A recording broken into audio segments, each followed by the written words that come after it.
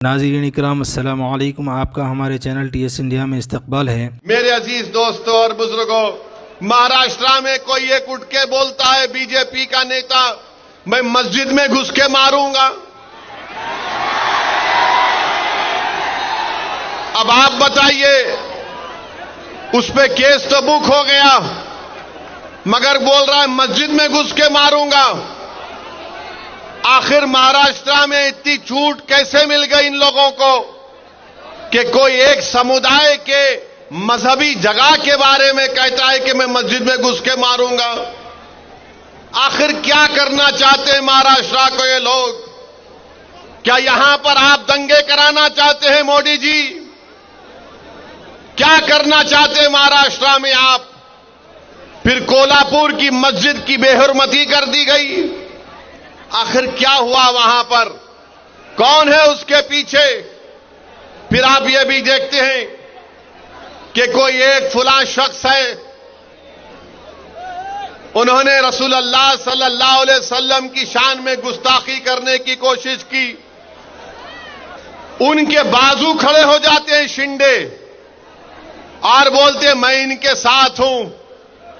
अरे आप उनके साथ हैं या महाराष्ट्र के जनता और भारत के संविधान के साथ हैं? बताओ शिंदे।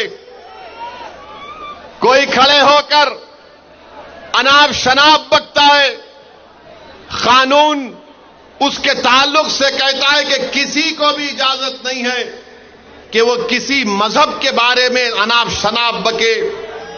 और सारी दुनिया जानती है कि इस्लाम के मानने वालों के लिए प्रॉफेट मोहम्मद सल्लल्लाहु अलैहि वसल्लम हमारे जिस्म से अगर पूरा खून भी निकल जाए तो हमारे लिए कम है।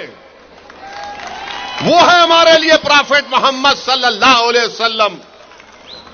मगर कोई एक्शन नहीं लिए, खाली एक रस्मी केस बुक कर दिए और बोले नहीं केस बुक हो गया।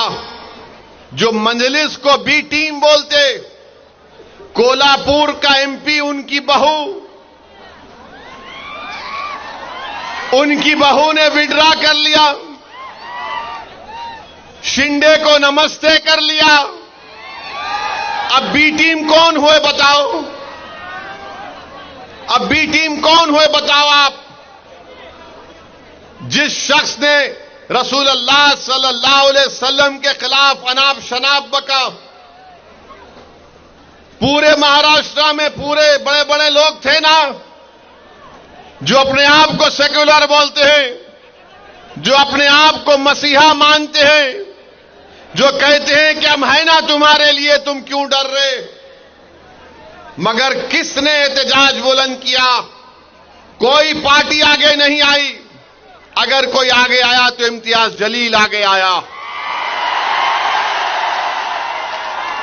इम्तियाज जलील ने कहा कि हम जुलूस निकालेंगे, हम औरंगाबाद से बंबई जाएंगे।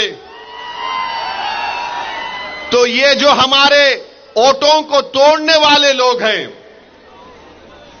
जो पीछे से भी वार नहीं करते, जो सिर्फ साजिश करते हैं, वो बोले नहीं नहीं कुछ नहीं होगा, ये ऐसा ही बयान दे दिया, कुछ नहीं होगा, कोई नहीं आएगा, कहां से कोई गाड़ी लाकर आएगा? अरे ये तो मजलिस ने एक शोशा छोड़ दिया, कुछ नहीं होगा। लोग हमको भी फोन करके बोलते थे। मैंने उन नौजवानों से कहा कि जब तारीख का ऐलान हो चुका है, अब हम वापस नहीं जाने वाले हैं। बात शुरू हो गए, नहीं नहीं मजलिस दंगा कराना चाहती है, मजलिस दंगा कराएगी। हमने कहा दंगा कराने के लिए हमने कॉल नहीं किया। रसूलुल्लाह सल्लल्लाहु अलैहि वसल्लम रहमतुल लिल आलमीन है, वो रहमतुल मुस्लिमीन नहीं, वो तमाम आलम के लिए रहमत है। He is the profit of Mankind, वो रहमतुल आलमीन है। और हम रहमतुल आलमीन के नाम पर दंगा नहीं कराते, ना कभी कराए ना कभी होने देंगे इंशाअल्लाह ताला। मगर जब इम्तियाज जलील पीछे नहीं हटा, मजलिस पीछे नहीं हटी, और जब औरंगाबाद से काफिला गाड़ियों का निकला तो औरंगाबाद के पुलिस बड़े बड़े महाराष्ट्र के पुलिस वालों ने इम्तियाज जलील को बोला कि सर क्या करना चाहते हैं आप।